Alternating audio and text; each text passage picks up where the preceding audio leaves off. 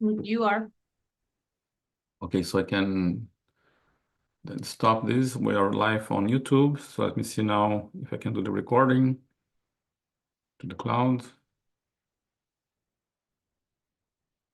All right, welcome back to another CryptoVagabonds Q&A. Today we're going to have, as usual, a presentation and then a Q&A. This Q&A occurs every Wednesday at 1 p.m. Eastern Time. And for those who are in Europe, the time is slightly different because there was a time change last Sunday in Europe. So without any further ado, let me go straight to the presentation. Welcome, Ilya, Ross, Evelyn. Let me just go for this now. Let me know when you can see my screen, guys, please. I can see it. You can see it? Okay, so just remember, whatever content we produce across all platforms is only for informational, educational, and entertainment purposes only. Nothing that we produce is to be considered financial, tax, or legal advice. And as I mentioned in the beginning, this crypto Q&A does occur every Wednesday at 1 p.m. Eastern Time. You also can interact with us on Clubhouse Tuesday to Friday at 7 a.m. Eastern Time, and obviously here on YouTube, Instagram, and X. And I just heard that our Facebook may be going back active soon. So those are platforms where you can interact with us. Today we're going to be talking about a subject which is the US won't ever pay their debt. All previous empires have been collapsing because of precisely that. And the US has shown sign that it is on a decline. So we're going to be talking about the US debt today and government. The roadmap for the presentation today would be first, we're going to be talking about the government spending. We're going to be talking about selling treasuries. We're going to be talking about the growing debt crisis, how did we got here, and what are the foreseeable consequences. So here we go. The big problem. The problem is the US government. Now, one thing you need to understand about the US government and all governments, they do not produce revenue generating goods or services. What I mean with that, they do not produce shoes, they do not produce clothing, they do not produce Netflix, they do not produce a platform that we're going to use. They don't produce anything that generates revenue. Instead, they provide you services in exchange for taxation.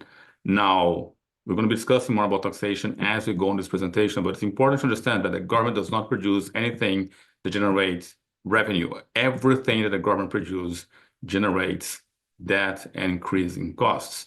Whatever they give for free to the population, that is an extra cost, an extra burden on the taxpayer. So just keep in mind, this is not just the American government, it's all governments. They do not produce anything that generates revenue.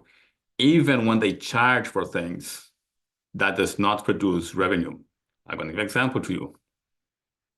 You have to pay a fee to get a driver license. Guess what? That fee does not cover the cost of the driver license. You also got to pay a fee in some places to get a passport. Guess what? That fee does not pay for the cost of the passport. All operations of the government operate at loss. They do not manage to produce any profit regardless of whatever they're doing. And this, again, is not just for the US, it's for all governments. Now, the US government has something peculiar, which is the Federal Reserve. The Federal Reserve is not federal and they have no reserves. It is a private and public entity, which means it's private and also governmental entity, which means operates on the private and public, which is a limbo and has been designed like that. So it is private in one aspect, but it becomes part of the government when all its profits has to be given to the US government. So this is a graph that shows you guys how much the Federal Reserve has been passing since the year 2001 to the government. So, oh, we have a old timer here. Welcome back, my friend. So this is the amount that they have paid to the government, which means whenever they make a profit, they cover the expenses, all that profit goes to the US government. However, since 2022, they're operating at loss. So there's nothing to be given to the American government. Now, it is also a central bank, and believe it or not, central banks also can go bankrupt. If you guys want to find out about this, leave that on the comments below. I'll explain to you guys how a central bank can go bust. The Federal Reserve doesn't go bust as easily as other commercial banks, but it also can go bust. Every central bank can go bust. So this is just a graph to show you guys that they're not giving any revenue to the American government. Now, if you want to understand the confusion or this dilemma, I think I need to stop sharing because I need to share audio with you guys as well. Hold on a second, because this is a video. I forgot about that. So let me redo this and share the video with you guys. My apologies, I forgot about the video on this presentation. So let me get this out of the way here and start sharing again with the audio. A little bit of trouble to our editors. And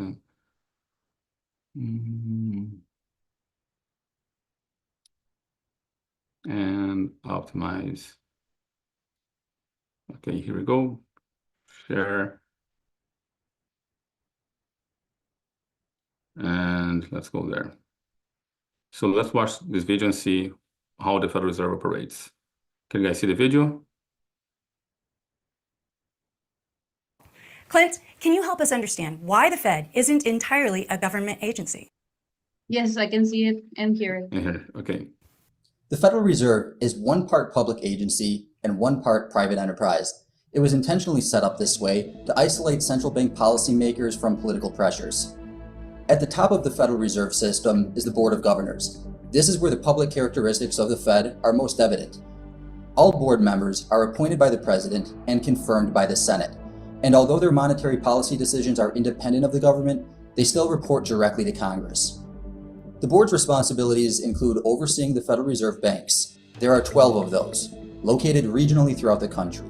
Their job is to help the Fed implement monetary policy decisions, as well as supervise commercial banks. It's at the level of the Federal Reserve banks where it starts to look more like a private business. Unlike the board of directors, Fed banks are not government agencies. They're chartered just like private corporations. Federal Reserve member banks, which are the commercial banks supervised by the Fed, hold stock in Fed banks and earn dividends. However, because the Fed is not operated for profit, the privileges that are normally applied to shareholders of corporations are not applied to the member banks. Also, the Fed is completely self-funded. Anyone who works there is not a government employee. Most of its revenue is generated from the interest earned on government securities acquired through open market operations. These open market operations are where monetary policy are enacted, through the buying and selling of government bonds. The Fed will also make money in other ways, such as the loans issued to commercial banks. Finally, I mentioned the Fed is nonprofit. After all salaries and expenses are paid, the profits are then turned over to the Treasury to fund more government spending. As you can see, the fact that the Federal Reserve has highly interwoven public and private features is why it can't be considered solely a government agency. So I hope that makes sense to you guys. So now let's go back to the government spending. So now it's important to understand the difference between debt and deficit. So the government spends, and everything that it goes beyond their budget, they need to take money from the private sector. Okay, so pretty much there's taxation, there's revenue generated by the Federal Reserve, and then whenever that is not enough, what the government does is the government extract money via taxation. They will just tax corporations, companies, private entities, and then that taxation is what they collect for their budget. And whatever expenses exceed that, they start then to go into debt. And how they do that? They sell treasuries or bonds. So it's pretty much debt. Now, whenever you see the government having a debt, that means they're spending above their budget. Now, one thing that the guy didn't clarify to you guys is the Federal Reserve cannot buy government debt. So what happened is, let's say this is Biden trying to issue some bonds. He's going to sell those bonds on the private sector. And then once the private sector has purchased those bonds, then the Federal Reserve can purchase those from the private sector. They cannot purchase those directly from the government. However, because all the loans and all the monetary base that is required for the banks to operate is given to those banks by the Federal Reserve, there is pretty much a direct relation. If the private sector doesn't buy the bonds, the Federal Reserve may not give them as much privilege. So in a way, even though it's made this bridge, it is pretty much directly the Federal Reserve buying the bonds. Now, once the government issues those treasuries, that's going to be on the balance sheet of the private institution, and they're going to be using them pretty much as good as cash and as dollars. Now, once that happens, the private sector has given more money to the government, so the government is going to go and spend that money beyond what they have collected on taxation. So whenever the national private sector doesn't want to buy those anymore, guess what? The government can also sell those internationally. So then you have this, the national deficit, which is the amount that the government spends, which is beyond whatever they could collect. And then you have the debt, so which is much greater. So regardless of taking loans or taxation, it's important to understand that that means the government is operating at deficit, at loss. There's no profit on the government. The government is always on a net loss. And again, this is not just for the US, it's for all governments. So as I mentioned, once they cannot sell those bonds or treasuries domestically, they're going to be selling those internationally. And this is a graph that shows you guys how much other governments are pretty much buying the American debt. So you can see Japan here, China is a large holder, Cayman Islands, other countries, Luxembourg, Belgium, UK, France, Brazil is here. So those are the countries buying the American debt. Now, so foreign buyers, they will buy those debt. Why? Because they can get a yield. And that's where we see the interest rates. So the government's going to sell that debt's going to have to provide some kind of return to those buying. And for instance, now the yield is about 4 to 5%. And the more interest rates go up, the higher the maintenance of that debt. So this process allows the government to fill gaps, but again, it's temporarily, and they're filling gaps with more debt. Pretty much is like they say when I was a kid, it is taking the clothing off St. Peter's to put on St. Paul. So that's pretty much what it is. So here's a graph of the debt, okay? Since 2009, the US debt has pretty much skyrocketed from 9.4 trillion to 35 trillion, an increase of 25 trillion in just 15 years. Think about this. The American debt increased to 25 trillion in just 15 years. That is more than 1.5 trillion per year. So this growing debt is not likely to stop. And projections say that it's only going to get worse. And it's going to continue to grow faster than has ever been growing. So the question is, how did we get here? So we got here because there's a gap between what the US government earns and what they spend. And of course, if they're allowed to take more loans, they're going to continue issuing more treasuries and going further into debt. And most people say the American government never defaulted on their debt. They did, okay? We're going to be covering that as well. So today, the US has a debt of roughly $35 trillion. Now, that's pretty much saying that there's $35 trillion that they spend beyond the amount that they collect via taxation and the Federal Reserve. So what's going to happen? How they're going to solve that problem? Well, they're going to solve that problem doing the only trick governments and central banks can do. They only have one trick. Whatever problem they have is just one answer. And that answer is print more money. That's the only trick they know. And if you don't believe me, let's look at the guy who has been part of that game. He can speak for the Federal Reserve. The United States can pay any debt it has because we can always print money to do that. So there is zero probability of default. So, as I mentioned, He has been the 13th chairman of the Federal Reserve, and he's just telling you guys very bluntly, I'll repeat that to you guys. The US can always pay their debt because they can always print an infinite amount of money. The United States can pay any debt it has because we can always print money to do that. So there is zero probability of default. So I saw this meme, I found it really incredible, but this represents exactly how governments operate. So this is pretty much the dinosaurs seeing the meteor is going to bring them to their demise. Solution, quick, print more money. And you can see here, the national debt is this big, the American economy can barely hold the whole thing, and government saying, surely you can handle a little more, right? Now, the US government also has something we call unfunded liabilities. What does that mean? Liabilities to which there's no money to pay for it. Now, one of those happens to be the Obamacare. Now, the Obamacare is also should be on the Guinness Book for the largest bill ever passed. These are just the pages being printed. It hit the ceiling, and then it has to put some here on the side. Okay, so I don't know who can read this, who can comprehend this, and how this is beneficial to the population.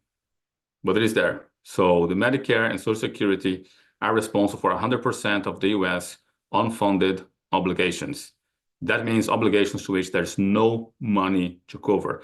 And the next 75 years, the US taxpayers face over $73 trillion of unfunded liabilities. Obamacare and Social Security, or Medicare, which I think is the official name.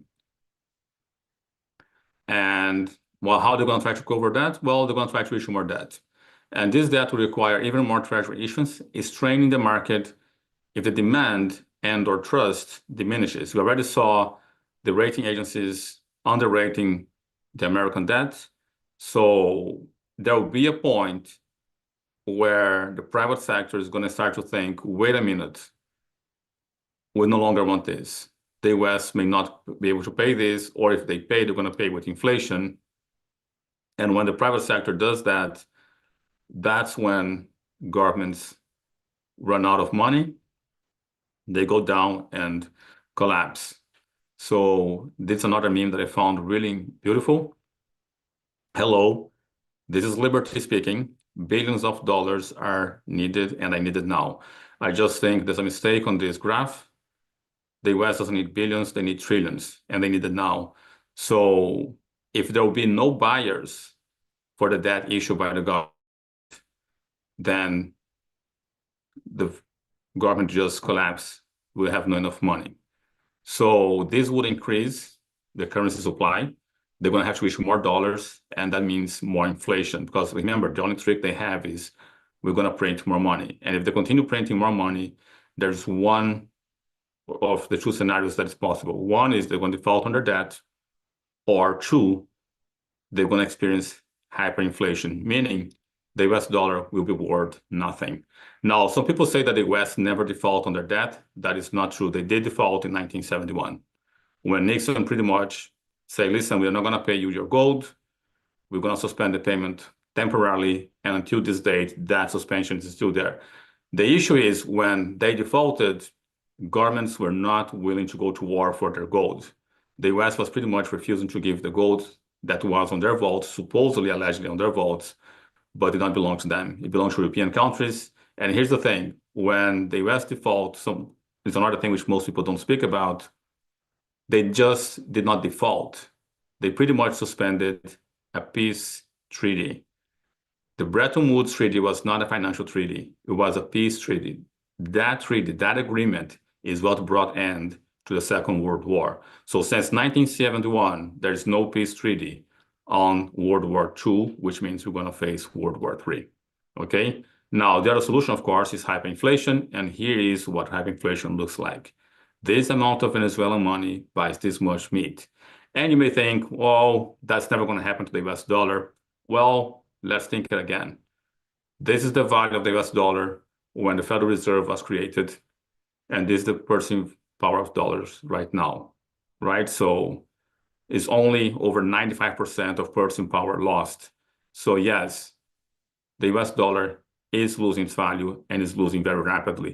And if I ask any American person, would you be able to buy with $1,000 today the same amount of goods that you buy now, today, 5 years from now? The answer is no. Everyone is expecting the US dollar to continue losing its purchasing power. American population right now are facing inflation. So that's not going to stop. The US dollar will continue losing its value. The question is how quickly we're going to get here. How much time? But this is the final destination. Make no mistake about it. So, little recap. Again, everything oversimplified and very briefly mentioned. The government spending is not a problem only for the US. It's a problem for all governments. They sell debt or treasuries. That creates a growing debt crisis. And how did we get here? We got here by just the governments being able to spend more than what they produce. They don't produce anything. They just collect money with taxation. And when they see their budget, they have the ability to issue bonds. Now, the consequences are going to be either or. Hyperinflation, that's one, or the entire collapse of the American as the position of leading a position in the world. So the superpower of America is being challenged by debt. Every empire collapses because of increasing debt, and the US government is not going to be exception to that rule. So if you want to find out more about this and be in control of your own money, please consider joining the Academy. Link for that on the description below. And with this, I will the mic to answer you guys' questions regarding this or any other subject. So, Lawrence, has been a while, brother. How are you?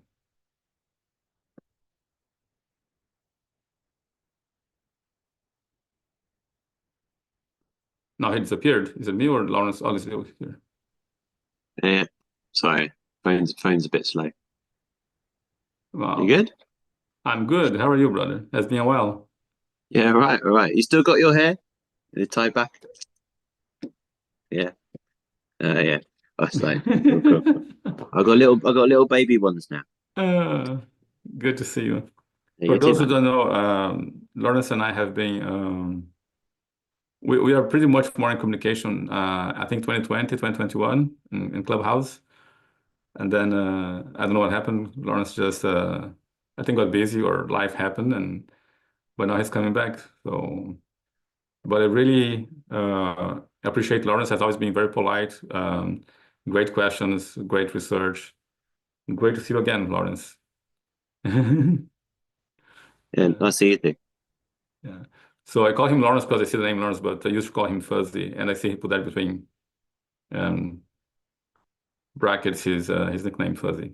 Welcome back, Fuzzy. Bob, I wanted to say that because do you think you answered the question of why the US won't ever pay the debt? Because there's gonna be a second part, but I think you didn't mention that. I didn't mention the second part, so yeah. Do you Yes, think I you have mentioned. No, I don't think I did, but I know there's a second part to this, right? Yeah, exactly. Yeah. Yeah. Just wanted to let people know. Okay. I think we need to edit and put there more on the second part. I forgot about the second part. Thank you. Alchemist is also here.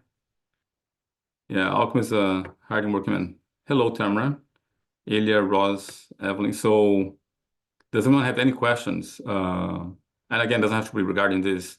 I must say, I'm happy to see BTC over 70K again. It looks like we had a mini bull run. Let's see how long that lasts. Yeah, right now is very very important in terms of the price because it's basically going to make a decision. Is it gonna keep rallying and then it's going to pull back? And then if it holds support at all-time highs, I mean, we're basically off, you guys. I mean, that's it. The prices, they're gone. So could do that, or we could, fight. It looks like we're fighting all-time highs right now, and then if we dip down, we get into the 60s. I mean, I would get your stuff.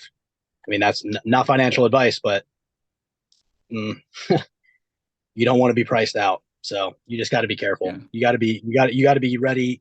You essentially have to be quick on the trigger right now, especially if you're looking to allocate like a serious amount. So Yeah. I saw a documentary which I'm going to be sharing with the Academy called "Are You In?" So I think it speaks about this price performance on BTC and how can it make or break companies. So for those in the Academy, we're going to be watching those next. So yeah, just keep this yang. Yes, that's a good way to do it.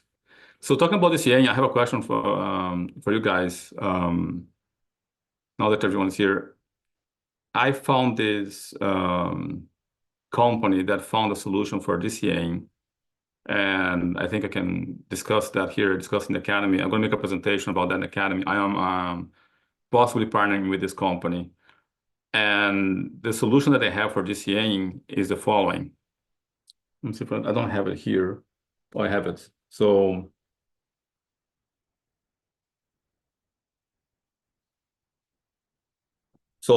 this, by the way, is a card that doesn't function anymore. It's a Binance card, but you get the message. Like the solution that they did is you have your regular bank card, your regular MasterCard, and what they do is they create an app that you can put your bank cards into it. And whenever you purchase something, and of course, when you put your card on the app, you go to the app and you say, listen, any purchase between 50 euros or $50 to $100, I would like to pay myself 5% of that. And any purchase above $200, I want to pay myself, I don't know, 10% of that. Whatever settings you put on the app for your card, what they do is once you make a purchase and you pay with your card, which means you don't change your behavior, what the card will do is it would pay for whatever purchase you made, and it's going to create an extra transfer on the percentage amount that you set it up, and it's going to buy Bitcoin for you and send Bitcoin to you. So without you changing your behavior, you can DCA. Oh, I see already. I love that. So the product is almost ready to be launched. I think it's going to be launched in January. I may do a partnership with the company. And before I'm doing the partnership, I'm just kind of trying to hear you guys. What are your thoughts? Again, it's not a crypto card. It's just a regular bank card that you already use. And when you purchase something, 5%, what amount you want to pay to yourself in Bitcoin as you spend. So to me, I thought that the idea was brilliant, and I'm just curious. If I partner with a company, I will most likely make a presentation here for you guys as well. So I use any bank card, like you can, any Visa or MasterCard. So it's just an app. You don't have to get a new card.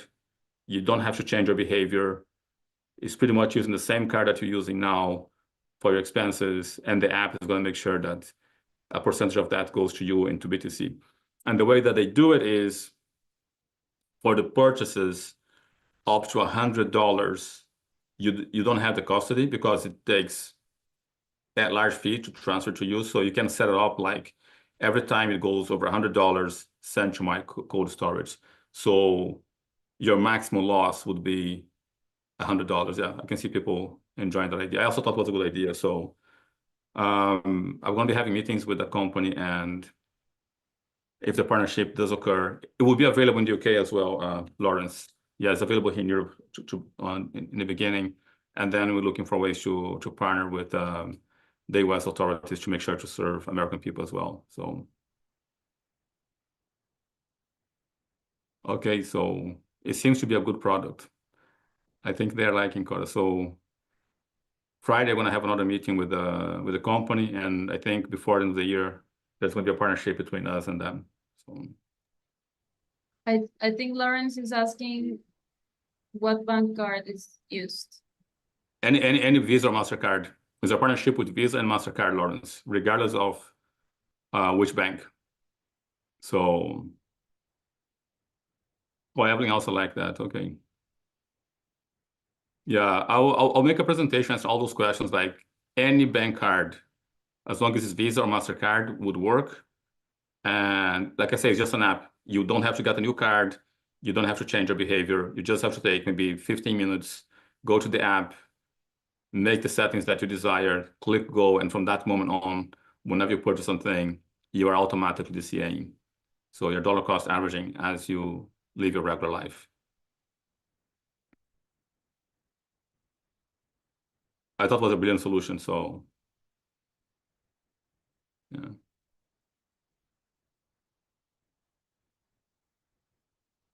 I think we have a presentation almost ready for that, right, Cora? Yeah. Whenever the partnership is established, we're going to make a presentation. Go ahead, Cora. No, I was gonna ask if you want to show it or something like that, or you're just wondering. I just wonder how the presentation, because I think this Friday we're going to have a meeting with them. And then we're going to be asking some key questions about the possible partnership. And then once the partnership is established, I want to make a presentation for the academy and for the two people as well. So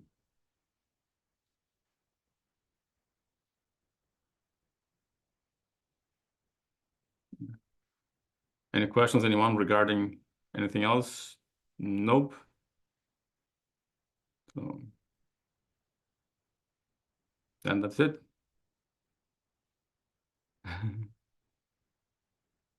Tamara, wait. Yeah. Boof, I'll ahead, tell you Tamara. what, that, oh, go ahead. No, go ahead. No, I think Tamara, go ahead. No, go ahead. Agnes. Oh, no, Tamara. I didn't catch, Cora asked, if, is this going to be another presentation on, well, how did you put your question, Cora, about the debt will never be repaid then? I mean, we're never going to be able to get on top of this in the US? There is no solution? Yeah, like basically they're not likely to pay that, and we're gonna show that in the next presentation. This was like an introduction to All right. all the problems and why we're here and everything. But if we included everything, it was gonna be like too long.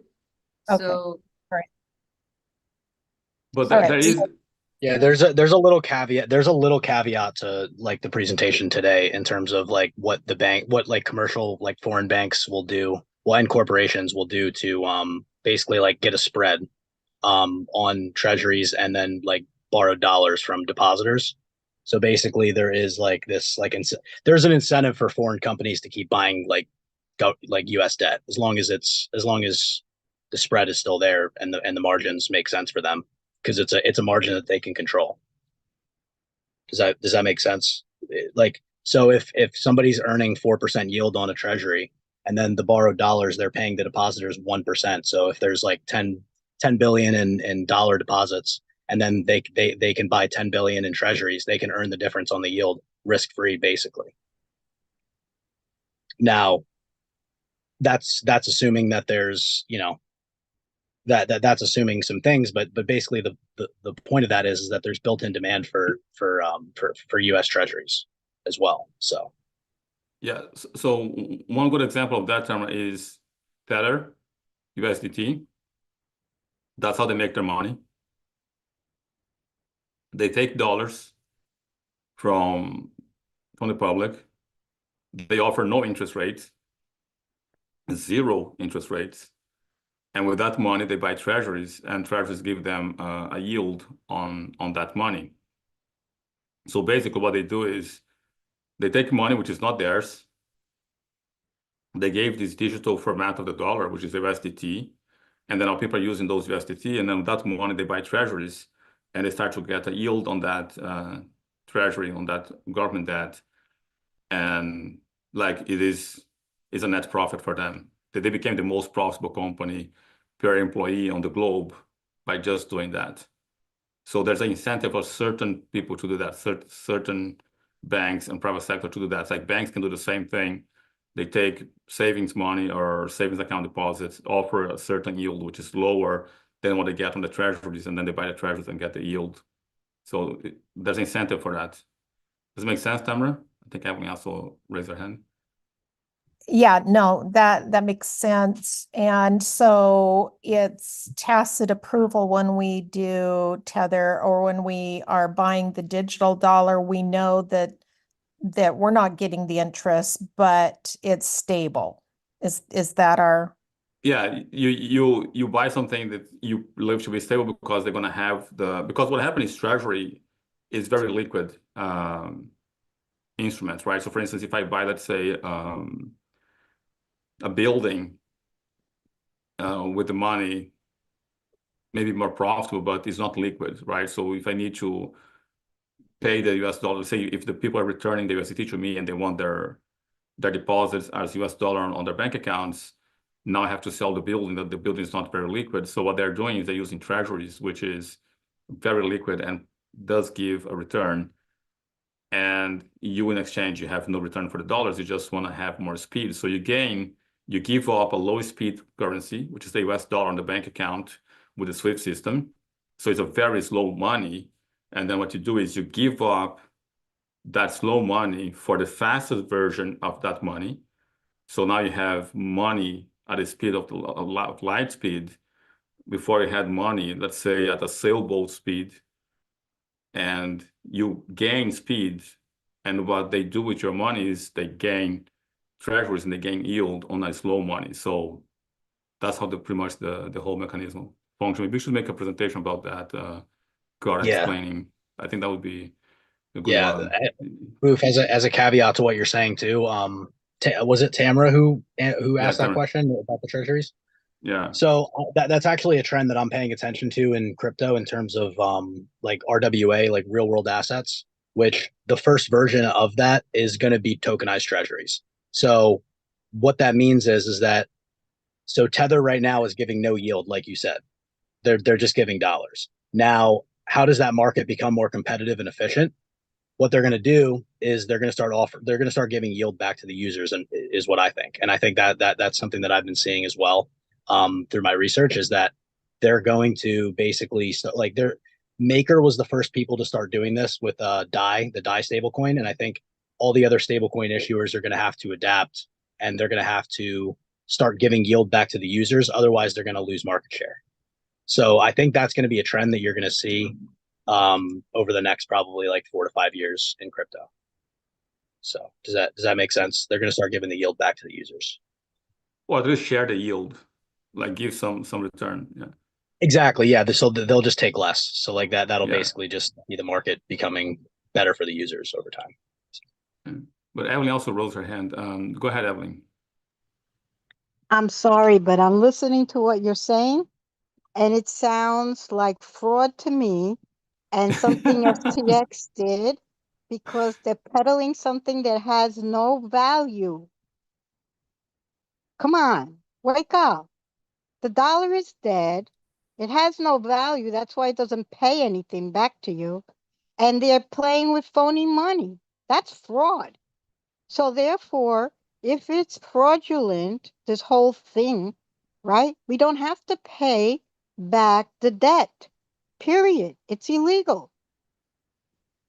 End of story. Yeah, I mean, that's the counterparty risk that you take when you buy it. Like when you basically, I guess, when you buy stable coins or treasuries, like the counterparty risk that you have is, I guess, the government going insolvent.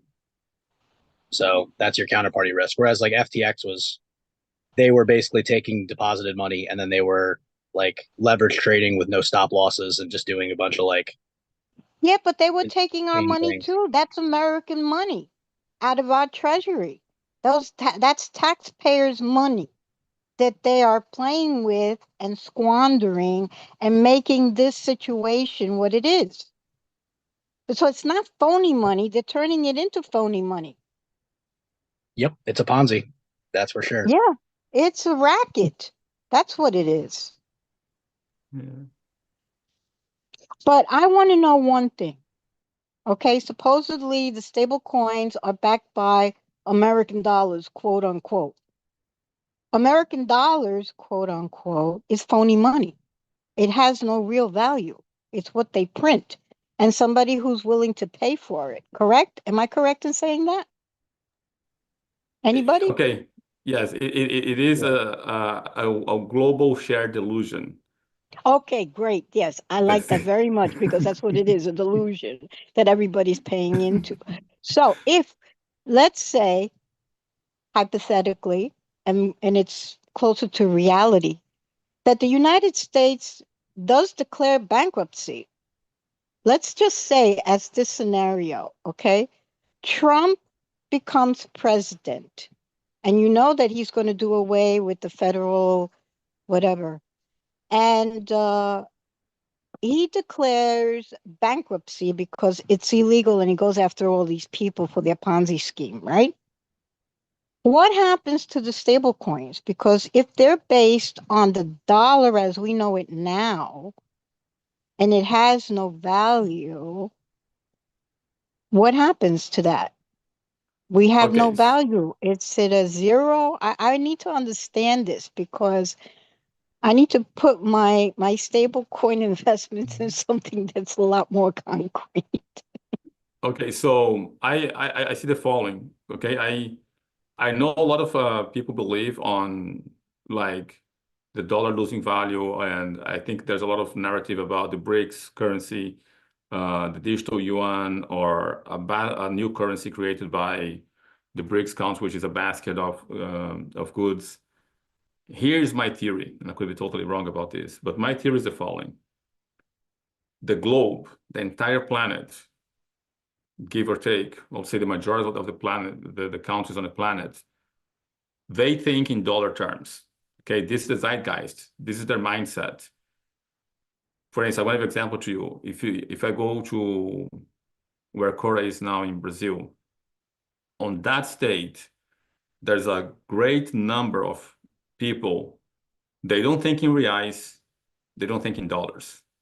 They think in unit of weight of cows because they state that produce a lot of cows. So when I remember like dealing with those guys, and they would come to my carpentry shop, and I would give them a quotation, and I could see even then, like as they think they're speaking, they think of the unit of weight of a cow, which is arroba. It's not even kilos. It's a different unit of account in terms of weight. And they say, okay, this is so much arrobas, and they start to calculate how much of their cow production, whatever furniture I'm making for them cost, right? And they're like, okay, I can do this, or I cannot do this. So they don't think in reais, they don't, which is the Brazilian currency. They don't think in dollars. They think on weight of the cow. Okay, that's the unit of account that they know in the state where Korea is. Likewise, most companies across the globe that trade internationally, they think in dollars. Most companies, like for instance, I trade in dollars. My prices are either in dollars. My time zone reference is New York, Eastern time. I'm not in New York, but that's my time zone reference. So the entire planet is thinking in terms of US dollars. They're not going to change overnight. They're not going to say, oh, now we're going to think in yuan. That doesn't happen overnight. Yeah, that ain't happening anytime soon. That Yeah, ain't happening. so what I think is going to happen, what I see the US doing, they're not directly attacking, undermining the US dollar because there's a global demand for the US dollar. I think what they are attacking is the SWIFT system. The SWIFT system is low speed dollars. I can guarantee you, Russia, China, countries that are under sanction, Hamas, you name it, Iran, those countries do trade in USDT. They still think in terms of US dollars, but now they're outside the SWIFT system. So I think what is going to be the replacement for the dollar is not going to be a replacement for the dollar. It's going to be a replacement for the SWIFT system. Yeah, I That's what agree it's going with to be. you. Yes, Through I agree XRP. with you. Yeah, that the SWIFT system has to be eliminated. But there's a technicality, okay? Because what I've been listening to is that the United States is going to issue the US note instead of the US dollar. And the US note is going to be gold backed.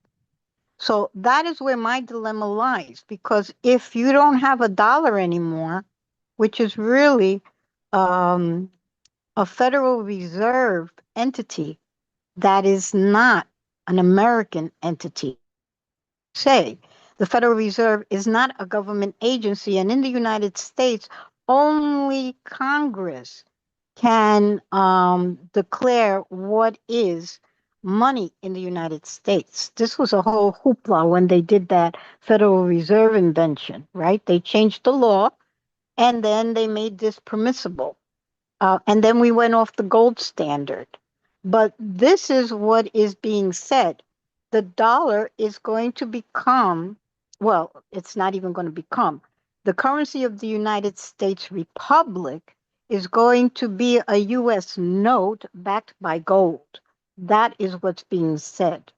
So if that is the case, hypothetically, whenever, if ever, right? That means that, I mean, this is how I understand that the USDT and the USDC are nothing. There's a zero because it's not the actual currency of the United States Republic. If it happens. Okay, so let me see if I understood it correctly. And I'm going to share my screen so I can make sure we're speaking about the same thing here, Evelyn. So you guys let me know when you can see my screen, so we can. So just for the record, right? The federal note is a recent invention. Okay, the U.S. dollar used to be a gold certificate, right? That's what you're talking about here. Used to be a gold Right, certificate. because it was backed by gold. Right, correct. Yes, $10,000 in gold. Okay, payable to the bearer on demand as authorized by law. So this here was to be paid in gold, and this was not just the 10,000. It was every bill in America. Yeah, every denomination was there, right? So then we went from that to the Federal Reserve note. It's important to understand that this is that is not a note. That's a dollar. That's a Federal but it says Reserve. Here. You see? But that's the Fed. Exactly. But that's, well, we've also, because of the Federal Reserve issues that note, which everybody calls the dollar. That's not an American money. That's Federal Reserve money. Yes. That's the phony money. Yeah. But what you're saying is they're gonna call this something different than the Federal Reserve note? It's not federal. No, it's not a reserve. It's not. The Federal Reserve will not be involved in this because it's not an entity of the United States. The U.S. Treasury is going to issue a U.S. note. Oh, okay. So let's say it's going to, and that is going to be the official currency of the United States Republic, and it's backed by gold. That is going to be the difference between this and that. Okay, I see what you're saying. So the Federal Reserve note is going to become, let's say, obsolete, and they're going to have the U.S. government note instead of the, okay. Yes.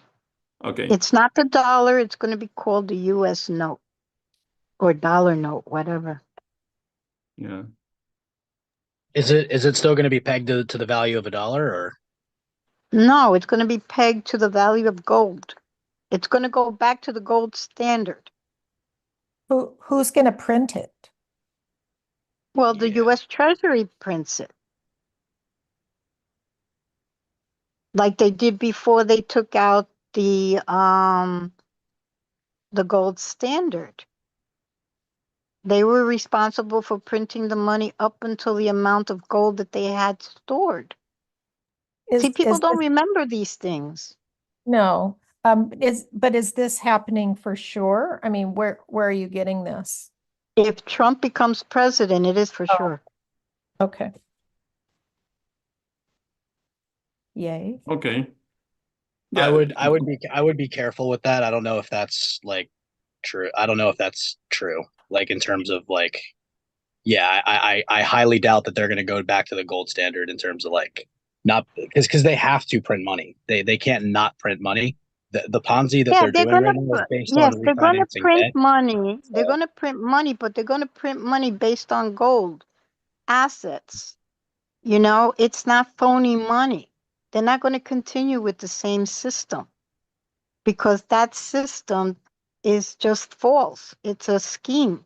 It has no value. It's a ripoff. Okay. So, and it's illegal on top of that, according to American law and the Constitution. Yeah, So,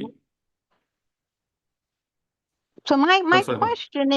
my question originally is, knowing this as a hypothetical, then would you say, because nobody's talking about transferring the US note per se backed by gold into the stable coins, because it's not an American entity.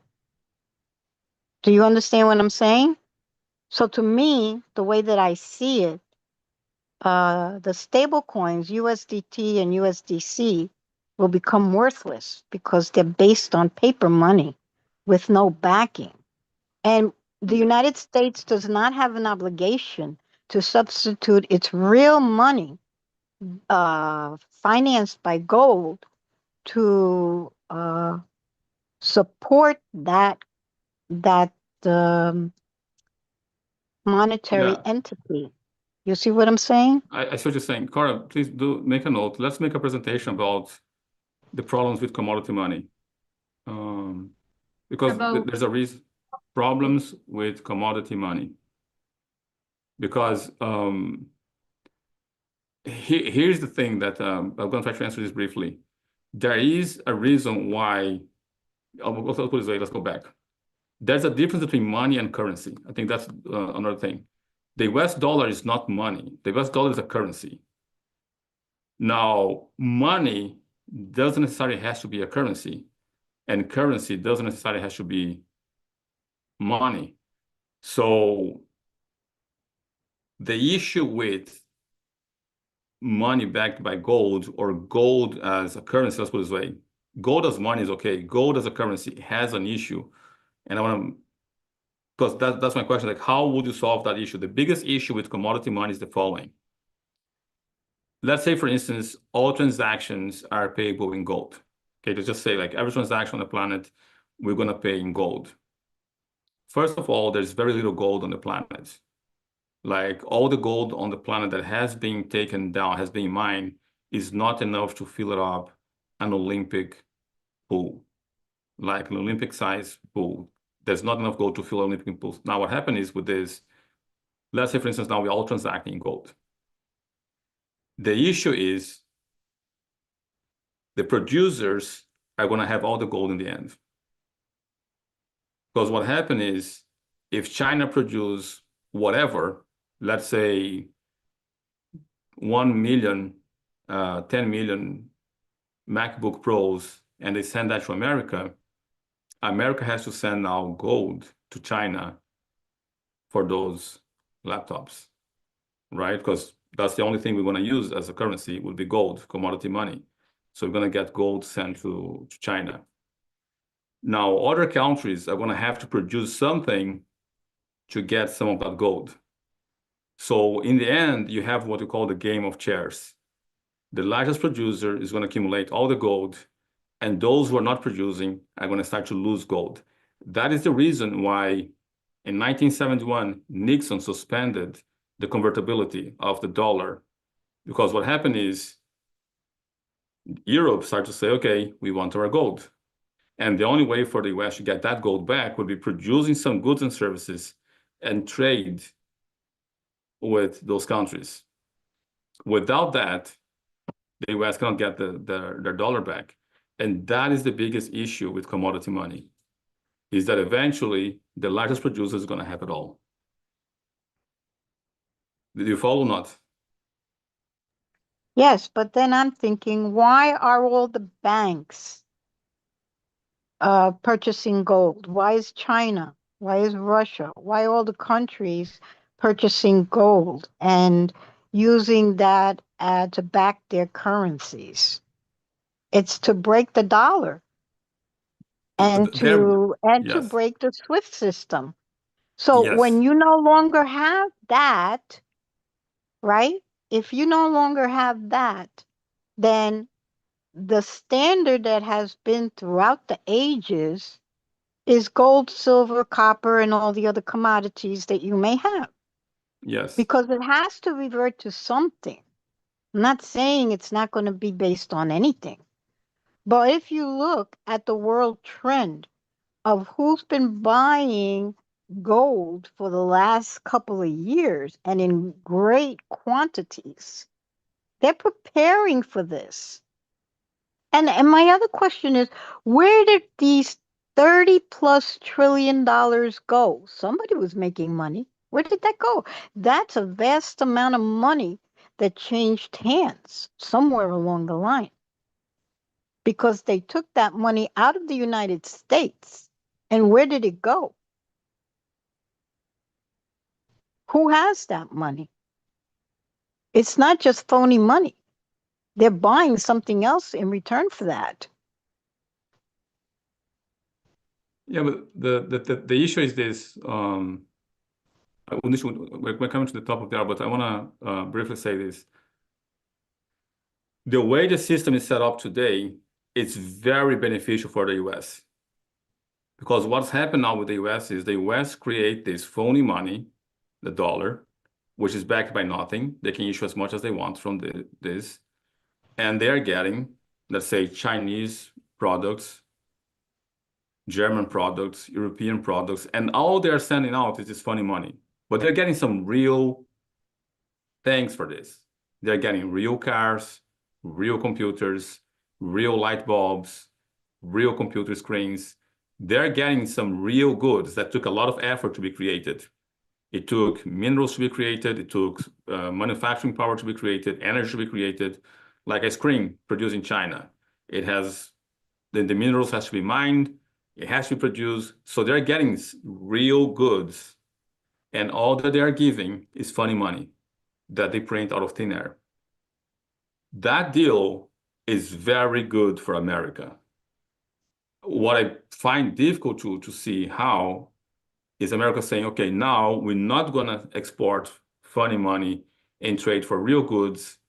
We're going to be giving real gold in exchange for goods. That's a part to me that's a bit puzzling, because it's very beneficial. I want that.